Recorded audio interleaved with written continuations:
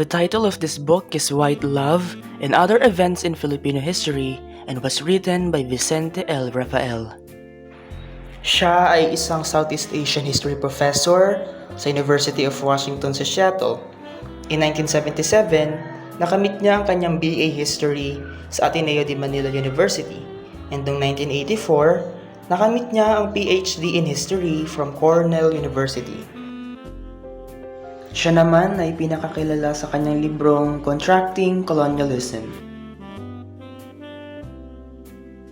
So, the book White Love and Other Events in Filipino History ay tumatalakay sa period from the beginning of US colonialism noong 1898 patungo sa development of the Filipino movement in 1990s with the important events between them.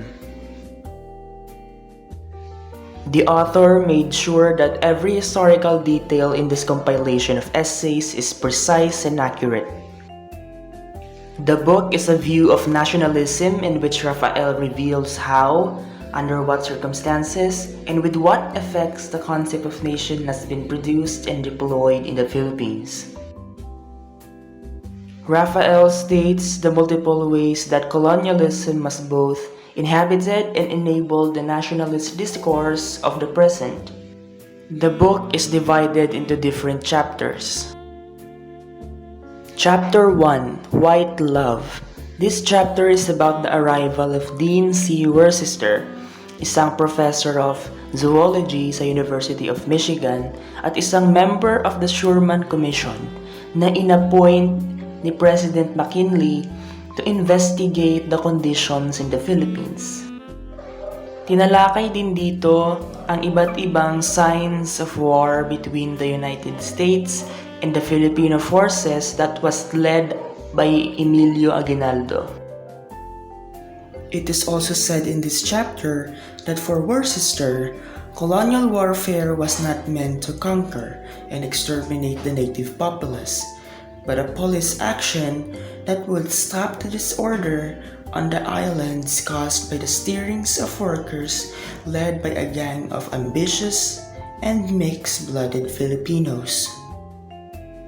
There were no Filipino people as such, only heterogeneous collection of imperfectly civilized tribes and wild men speaking a bewildering variety of languages. Chapter 2, Colonial Domesticity. Helen Taft, the wife of the then Governor-General of the Philippines, William Howard Taft, expressed her appreciation of the beauty of the Philippines. Those kinds of remarks are not unlike those of other women from the United States. They invest colonialism with a sense of both the domestic and sentimental.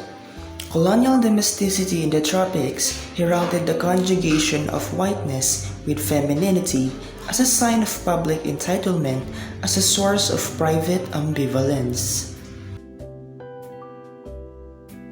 Chapter 3, The Undead. It was mentioned in this chapter that photography was popular, especially those of the lands and peoples that came under the US rule. Photography transformed native people into images that could be wrenched from their origins and made to appear in novel contexts. Chapter 4, Anticipating Nationhood. In this chapter, the American colonial period is done and is focused on the Japanese period. Japan could be imagined as a source of help in moments of national distress precisely because it was not seen as a potential overlord. Chapter 5, Patronage, Pornography, and Youth. In this chapter, Rafael traces the genesis of this authoritarian wishfulness as it first emerged during the early period of the Marcos presidency. He asks about the limits and challenges to the Marcos style of rule, focusing on the rise of the youth movement in the mid-1960s. And the ways it momentarily disrupted the reigning logic and logistics of power.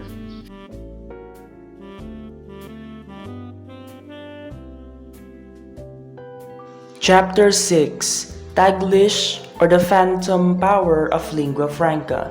This chapter is written in third person and is about three cousins who went to a theater and criticized and shared their opinions on the physical appearance of the actors afterwards because of their envy. This chapter talks about the power of one's physical appearance, especially the color of the skin.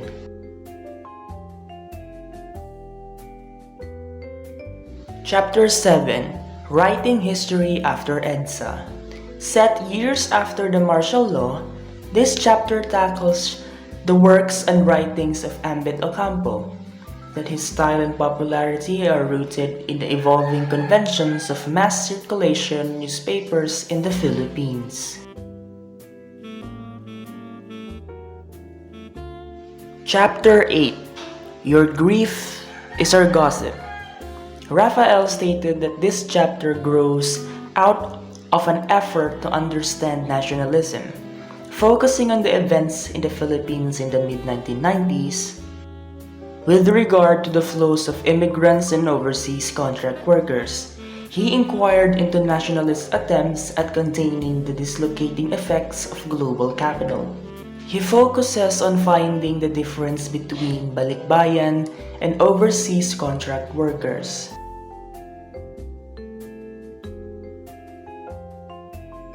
Firstly, this was a very interesting book to read and analyze.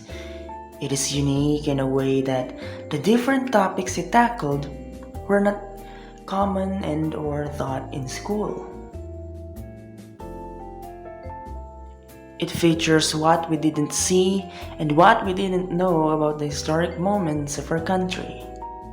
This could be an aid to the college academic life since it introduces readers to something new, and new knowledge will always be beneficial no matter where we go.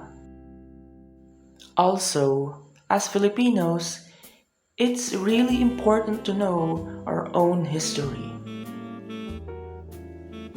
Ginamit ng author ang primary and secondary sources sa detailed na manner, na kung saan siya ay nagpresent ng mga kaganapang nangyari simula noong mga panahon ng Amerikano papunta sa mga around 1990s.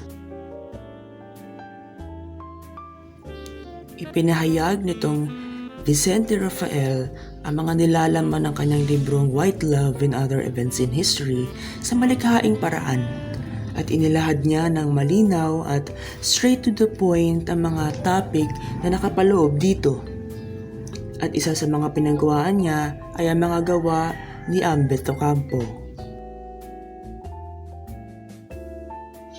Ang libro ring ito ay mapagkukunan ng mga impormasyong nais malaman tungkol sa mahalagang pangyayari sa ating bansa, tulad ng colonial domesticity, ang pagiging popular ng ating photography, tungkol sa nationhood, at marami pang iba gaya ng racism at ng kahirapan.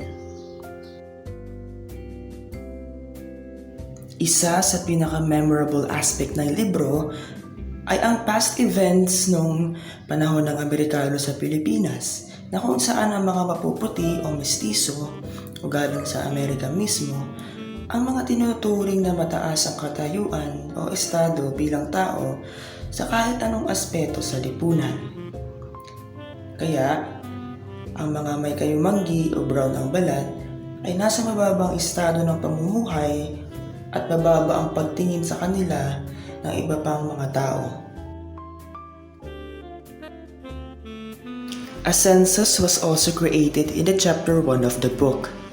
Not only the census provide the empirical grounds for shaping the direction of colonial legislation and facilitating the influx of U.S. capital investments in the archipelago. It would also function as a stage on which Filipinos were to be represented as subjects of a colonial order, disciplined agents actively assuming their role in their own subjugation and maturation. Overall, the book was very interesting as the facts were spot on, the ideas were there, and we truly learned a lot from it. We highly recommend this to anyone who wishes to learn more and see more about what the Philippines have kept hidden.